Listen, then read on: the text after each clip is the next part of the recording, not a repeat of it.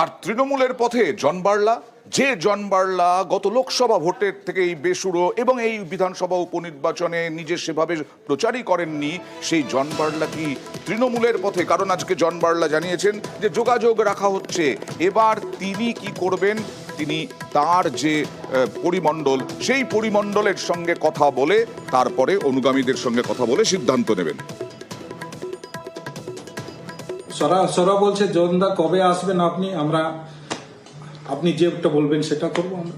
যেটা বলবেন সেটা বলুন। তার মানে কি এটাও হতে পারে জনদাকে আপনাকে টিএমসি এখন আমার টিম আছে, আগামী দিনেও আমি যেহেতু সবার সাথে মতামত নিয়ে চলি বলে আজকে লিডারশিপকে আমাকে মানতেই হবে। তৃণমূলের যাওয়ার অপশন কি ওপেন আছে? এখন এইভাবে আমি কোনো চিন্তা ভাবনা করি নাই।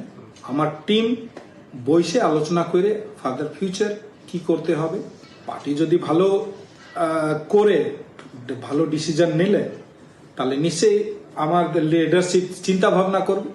আমি একাই জন বার্লা, একাই কিছু না, আছে পুরা টিম আছে বলে আজকে জন বার্লা। আর মাদারিহাট জয় নিয়ে ইঙ্গিতপূর্ণ মন্তব্য সৌরভ চক্রবর্তী। আলিপুরদুয়ারের তৃণমূল নেতা বললেন জন বার্লার মুখে তৃণমূলের মতোই বিজেপির বিরুদ্ধ সুর। মাদারিহাটে খেলা হয়ে গেছে, জন বার্লা তৃণমূল কংগ্রেসের সুরে সুর মিলিয়ে কথা বলছেন। তিনি বঞ্চনার কথা বলছেন, তিনি চা বাগানে কেন্দ্রীয় সরকার কিছু করেনি, বোনাস দেওয়া হয়নি এবং তাতে মনস্টিজ্ঞার হাত রয়েছে।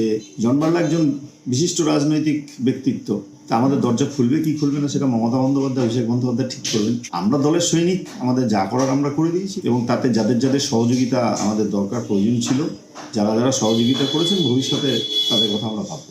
আর প্রধান বিরোধী দলের প্রাক্তন সভাপতি তিনি কি বললেন? রাজনীতিতে আক্ষেপ থাকে মাদারিহাট আসন বিজেপির হাতছাড়া হওয়ায় 2024 লোকসভা নির্বাচনে মেদিনীপুরে না করে তাকে দুর্গাপুরে প্রার্থী করা প্রসঙ্গ টেনে আনলেন দিলীপ ঘোষ।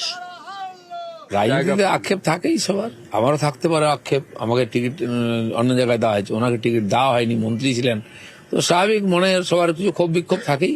কিন্তু যে পার্টির নেতা বানিয়েছে সেই পার্টির স্বার্থ তো সর্বোপরি।